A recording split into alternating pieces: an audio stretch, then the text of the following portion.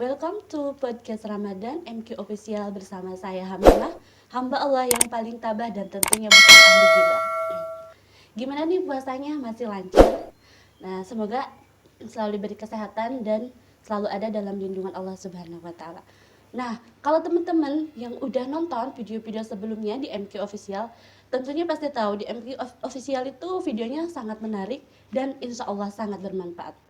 Nah, kali ini tidak kalah menarik karena kali ini akan mengupas tentang OTW malam Lailatul Qadar bersama Kiai Kondang, yakni Bapak Kiai Hamim Masrur, tentunya hamba Allah yang pandai bersyukur. Masya Allah.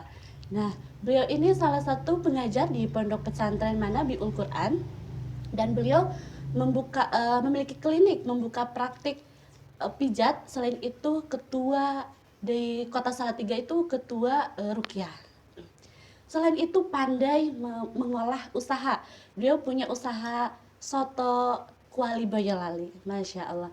Kita langsung saja berkenalan dengan beliau. Assalamualaikum Bapak. Waalaikumsalam warahmatullahi Gimana wabarakatuh. kabarnya Pak? Alhamdulillah sehat Mbak Amimah. Alhamdulillah. Terima kasih udah berkenan hadir untuk mengisi acara podcast Ramadan di MQ Official. Oke, langsung saja ya Pak. Mengenai malam Lailatul Qadar nih Pak. Nah, malam Lailatul Qadar itu seperti apa sih gitu? Dan pada malam Lailatul Qadar itu ada peristiwa apa sehingga sangat menarik gitu, sangat menarik bagi kami. Wah, malam Lailatul Qadar ini ada apa dan peristiwa apa keistimewaan dari malam Lailatul Qadar tersebut. Oke. Bismillah, alhamdulillah, wassalatu wassalamu ala rasulillah, la haula wa la quwata illa billah. Rabbi syrahli sadri wa yassirli amri wahlul 'uqdatam min lisani yafqahu qawli. Mbak Hamimah, terima kasih untuk waktunya. Jadi ini sangat menarik. Hari ini kita akan berbicara tentang malam Lailatul Qadar.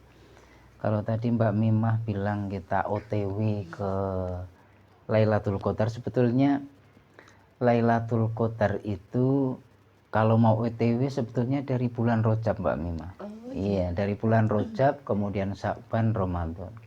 Cuma untuk Lailatul Qadar ini memang dikhususkan oleh Allah itu berada pada bulan Ramadan. Tapi untuk OTW-nya, kalau kita OTW-nya di bulan Ramadan, ini sebetulnya bisa dibilang telat Mbak Mimah. Bisa dibilang telat. Kenapa? Kalau dijelaskan bahwa bulan Rajab itu kan bulan menanam.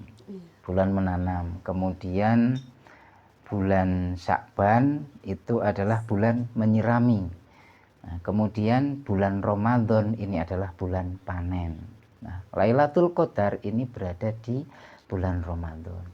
Nah, siapa yang akan bisa menemui atau mendapati Lailatul Qadar ini?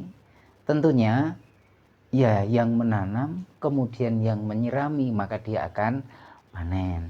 Nah, langka orang yang tidak menanam, orang tidak menyirami, kemudian kok memanen, itu langka. Ada tapi langka. Dia bisa panen mungkin karena dia orang kaya, punya uang, kemudian langsung beli jadi panen. Nah, tapi untuk yang secara normal, untuk yang bisa mendapat panen adalah dia yang menanam, kemudian menyirami, kemudian baru dia memanen. Nah, menanam itu di bulan Rajab. Bulan Rajab. Kemudian menyirami di bulan Sya'ban. Nah, di bulan Ramadan lah itu nanti kita akan panen. Ada kemungkinan besar kita akan mendapati Lailatul Qadar. Nah, terkait dengan Lailatul Qadar tadi ditanyakan ada peristiwa apa di sana di Lailatul Qadar itu, kok heboh sekali sampai-sampai semua umat Islam di dunia itu mendambakan Lailatul Qadar. Ada peristiwa apa di Lailatul Qadar itu dan istimewanya apa? Nah, untuk menjawab pertanyaan itu Mbak Mimah, ini akan kita terangkan sedikit tentang pengertian Lailatul Qadar itu sendiri. Dan dari pengertian ini nanti sekaligus menjawab apa yang Mbak Amimah tanyakan itu. Peristiwa apa yang terjadi di sana, kemudian kemuliaan apa yang ada di Lailatul Qadar. Jadi Lailan itu kan malam. Nah, Qadar itu ada 3 makna secara bahasa dan 3-tiganya ini nanti bisa menjelaskan tentang apa itu Lailatul Qadar. Yang pertama, Qadar di sini berarti menentukan. Jadi di malam itu, satu malam itu Allah menentukan banyak hal. Allah menentukan banyak hal, termasuk tentang penentuan urusan-urusan kehidupan manusia. Di samping itu, penentuan yang paling besar adalah yang paling sangat mengagumkan adalah bahwa di malam itu Allah menurunkan Al-Qur'an. Di mana Al-Qur'an itu diturunkan sebagai petunjuk bagi kita, sebagai petunjuk bagi umat Islam. Di samping itu juga sebagai pembeda. Pembeda di sini adalah pembeda antara yang hak dan yang batil. Nah, kemudian makna yang kedua, Qadar di sini berarti mulia. Mulia. Jadi malam itu adalah malam yang mulia. Malam yang mulia. Kenapa malam yang mulia? Itu sejarahnya begini, Mbak Mima.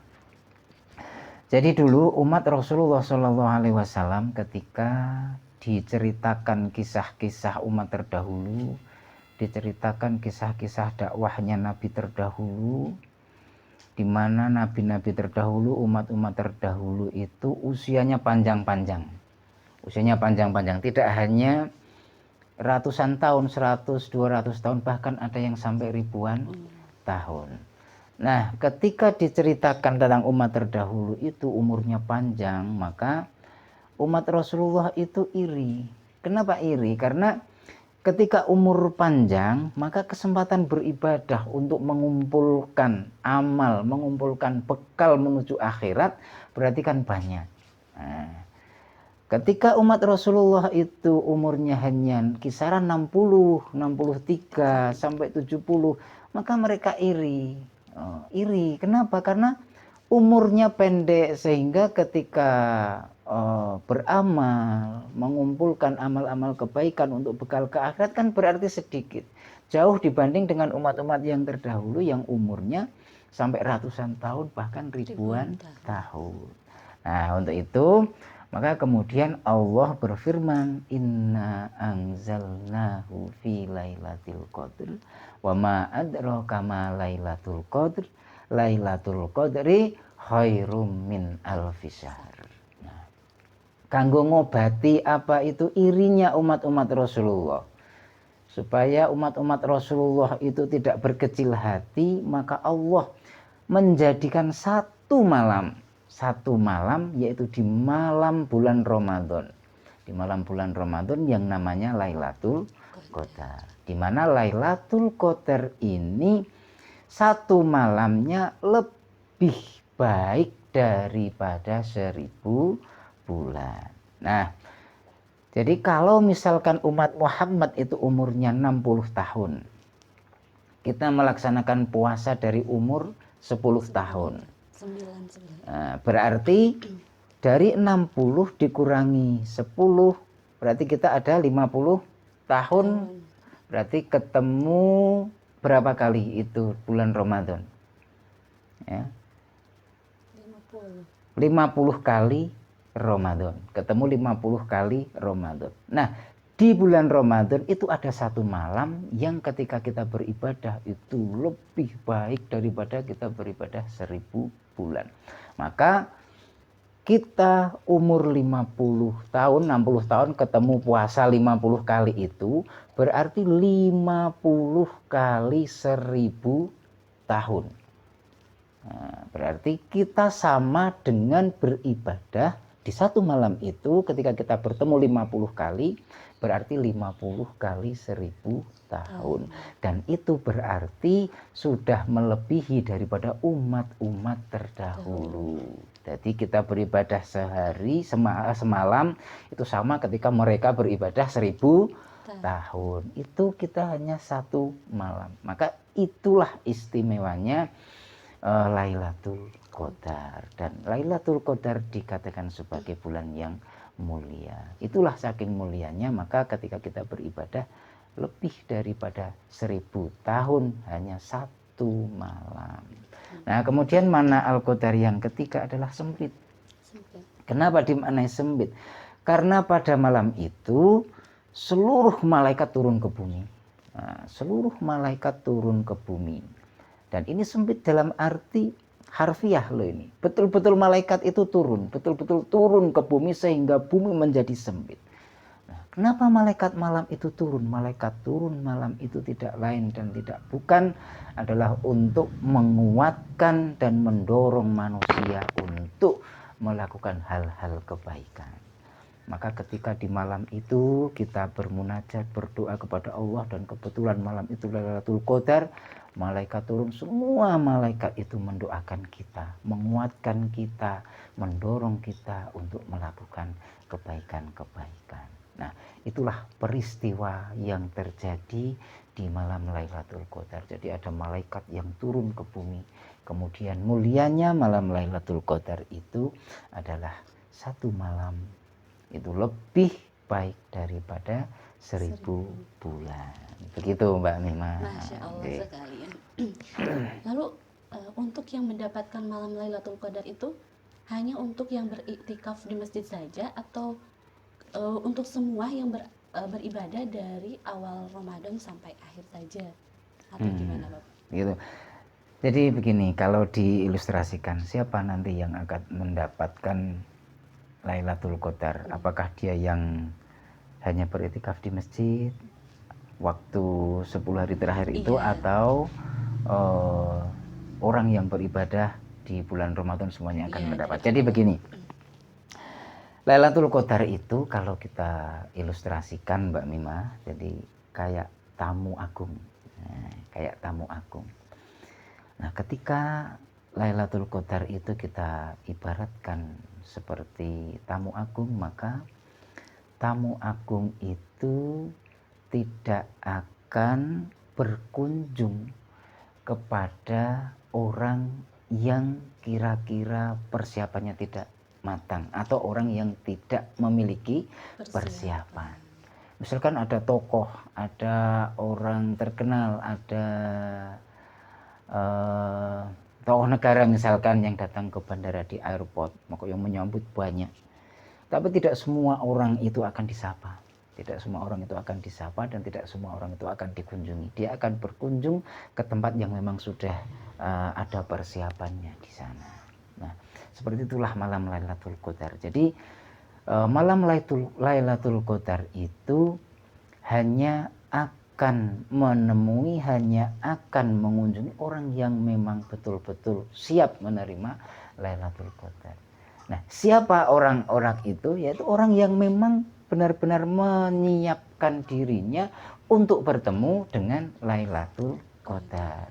Jadi Lailatul Qadar itu karena munculnya di bulan Ramadan, meskipun banyak hadis yang menjelaskan bahwa Lailatul Qadar itu kemungkinan besar, jadi tidak ada yang menjustis bahwa pasti, itu tidak, tapi kemungkinan besar di 10 hari terakhir bulan Ramadan, dan itu di tanggal-tanggal ganjil 21, 23, 25, 27 ataupun 29. Ini kemungkinan besar, tapi tidak pasti itu. Bisa jadi Lailatul Qadar itu akan muncul di awal Ramadan, itu bisa jadi. Kemudian di pertengahan Ramadan juga bisa jadi. Kemudian di akhir Ramadan, itu kemungkinan besar. Nah, siapa yang akan mendapatkan? Ya, itu orang yang benar-benar menyiapkan dirinya untuk menyambut Lailatul Qadar, tentunya dari awal bulan Ramadan sampai di akhir bulan Ramadan. Jadi tidak hanya orang yang iktikaf di masjid di waktu itu, tidak. Bahkan kadang orang itu neng masjid itu belum tentu iktikaf loh itu. Dia ke masjid itu karena di rumah bojone galak, diundang naik bojo. Terus supaya nyaman dia ke masjid ada. Nah, yang tahu dia iktikaf betul atau tidak itu hanya dia dan Allah Subhanahu wa taala. Seperti itu, Mbak Aminah. Untuk ini nih, malam Lailatul Qadar itu sebetulnya ada ciri-cirinya enggak, Pak? Nah, ciri-cirinya seperti apa? Oke. Jadi untuk malam Lailatul Qadar. Nah, ini yang sering kita terjebak. Terjebaknya begini. Malam Lailatul Qadar itu adalah malam yang disembunyikan oleh Allah Subhanahu wa taala. Nah, cuma memang ada alamat atau tanda-tanda. Ada ciri-ciri. Nah, ciri-ciri ini yang disampaikan oleh banyak hadis itu adalah ciri-ciri ketika setelah terjadi malam Lailatul Qadar. Nah, kadang kita terjebak dengan ciri-ciri, kita sibuk mencari ciri-ciri Lailatul Qadar. Padahal ciri-ciri itu muncul ketika malam Lailatul Qadar itu sudah terjadi. Misalkan ini malam Lailatul Qadar, maka besok pagi itu matahari akan terbit dengan redup, tidak begitu panas. Kemudian cuacanya itu enak, tidak terlalu dingin, tidak terlalu panas. Kui wis bar tadi malam Lailatul Qadar. Jadi nak kita yang fokus untuk mencari ciri-ciri itu nanti akan kecelek. Nah, supaya tidak kecelek, bagaimana supaya kita itu mendapatkan Lailatul Qadar? Maka ya man qoma Ramadhana imanan wahtisaban. Jadi kita harus selalu mendirikan malam-malam bulan Ramadan itu untuk mendapatkan Lailatul Qadar. Maka di satu malam itu nanti ketika kita benar-benar mendirikan malam di bulan Ramadan baik dari awal, tengah maupun akhir, maka di salah satu malam itu nanti kita akan merasakan ketenangan, kedamaian, kekhusyuan ketika kita melakukan ibadah. Nah, kemungkinan besar itulah malam Lailatul Qadar. Ciri di malam itu terjadi Lailatul Qadar itu adalah terciptanya rasa aman, rasa tenang, rasa tentram bagi yang melakukan atau mendirikan malam Ramadan. Begitu. Jadi ciri-cirinya seperti itu Mbak Mimah. Jadi kalau fokus dengan ciri-ciri fisiknya itu nanti kita akan kecelek karena ciri-ciri itu akan muncul setelah malam Lailatul Qadar gitu. Nah, syaratnya ketika kita mendirikan malam-malam Ramadan itu juga harus ikhtisaban. Ikhtisaban itu adalah ikhlas dengan sebenar-benar ikhlas. Jadi yang masjid iktikaf itu ya benar-benar iktikaf, jangan karena sesuatu hal di rumah nggak nyaman, di rumah nggak betah, kemudian dia pindah tempat di masjid. Tidak, tapi harus benar-benar ikhtisaban. Ikhtisaban itu artinya dengan keikhlasan hati, dengan ikhlas yang benar-benar ikhlas, seperti itu. Oke. Lalu ini Pak, bagaimana caranya kita tuh bisa melihat malam Lailatul Qadar tersebut? Apakah bisa terlihat dengan mata telanjang nih, misalkan kayak lihat petir atau misalkan ada sesuatu yang datang ke rumah misalkan seperti itu. Nah, gimana caranya agar kita tuh mengetahui, wah ternyata malam Lailatul Qadar sekarang dapat sama saya, atau intinya bagaimana cara mengetahui kalau dia mendapatkan malam Lailatul Qadar tersebut? Begini. Jadi seperti disampaikan di awal tadi bahwa Lailatul Qadar itu adalah satu momen, satu waktu yang sangat istimewa. Karena waktu yang sangat istimewa itu disembunyikan oleh Allah Subhanahu wa taala. Disembunyikan. Jadi tidak ada satu orang pun yang akan bisa melihat dengan mata telanjang tentang Lailatul Qadar. Nah, ketika ada orang yang akan bisa melihat adanya Lailatul Qadar, maka nanti akan semua orang itu akan berhenti aktivitas di hari itu. Ketika ada rambu-rambu itu nanti malam Lailatul Qadar. Ada yang bisa melihat seperti itu, maka di hari itu nanti ketika disampaikan informasi itu, semua orang akan berbondong-bondong, semua akan berhenti beraktivitas, akan menuju Lailatul Qadar itu. Maka Allah tidak menunjukkan itu, tidak akan ada orang yang mampu melihat Lailatul Qadar secara mata telanjang. Maka di ayatnya wa ma adraka ma Lailatul Qadar. Wa ma adraka itu kalau menurut para ahli tafsir, ulama-ulama ahli tafsir, itu apakah kamu melihat? Ya, itu pertanyaan itu adalah pertanyaan yang tidak mungkin. Tidak mungkin dia akan bisa melihat karena Lailatul Qadar itu tidak bisa dijangkau oleh akal manusia, tidak bisa. Maka tidak akan ada satupun yang bisa melihat Lailatul Qadar itu terjadi. Kapan waktunya, di hari keberapa, di bulan Ramadan, di malam keberapa, itu tidak. Cuma ya sesuai hadis-hadis yang populer itu sebagian besar, terutama yang diriwayatkan oleh Bukhari, maka kita disuruh untuk mencari Lailatul Qadar itu di 10 hari terakhir bulan Ramadan, terutama di malam-malam ganjil. Nah, karena ini sesuatu yang disembunyikan, maka betul perintahnya kita disuruh untuk mencari.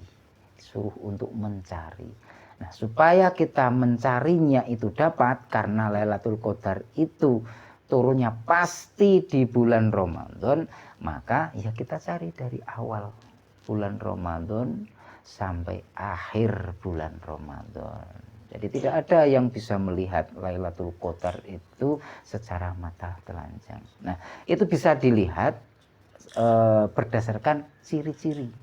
Ciri-ciri orang yang mendapat Lailatul Qadar itu seperti apa. Nah, adapun ciri-cirinya orang yang mendapatkan Lailatul Qadar itu adalah: satu, hatinya akan merasa damai. Damai di sini ya damai dengan dirinya sendiri, ya damai dengan orang lain. Damai dengan dirinya sendiri itu seperti ini: oh, tidak pernah menggerutu. Oh, aku kok gur entuk rezeki sakmene, rezekiku kok cuma segini. Nah, itu tidak akan menggerutu, tidak akan tidak bersyukur kepada Allah Subhanahu wa taala. Itu artinya damai terhadap dirinya sendiri. Nah, kemudian yang kedua, damai terhadap orang lain. Damai terhadap orang lain itu ya ada dua, ada damai pasif, kemudian ada damai aktif. Damai pasif itu adalah ketika kita tidak pernah atau tidak akan pernah menyakiti orang lain.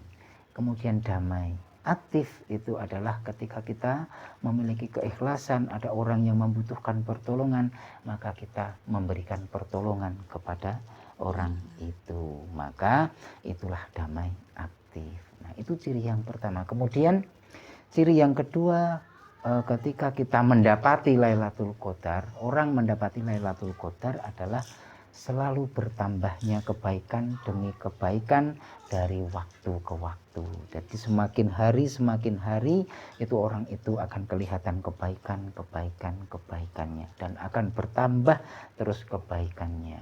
Kalau di dalam Al-Qur'an itu disampaikan hatta matla'il fajr.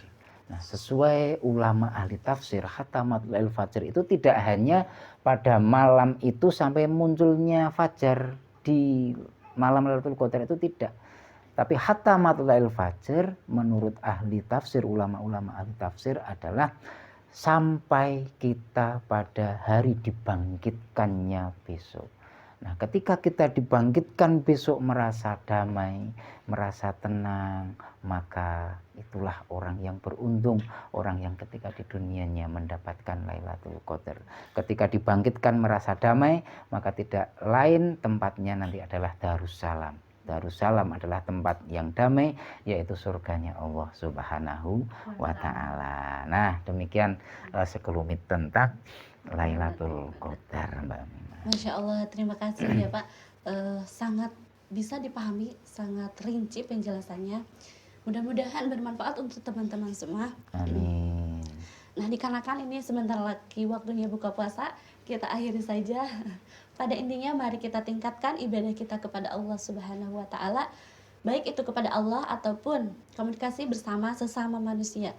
Dan jangan kita hanya ingin menuai saja, tapi kita harus menanam, tentunya menyiraminya. Dan itu kita tidak dilaksanakan pada bulan Ramadan saja, kita meningkatkan ibadah kita, tapi seterusnya. Karena yang namanya usia tidak ada yang tahu. Terima kasih. Akhir kalam. Wassalamualaikum warahmatullahi wabarakatuh.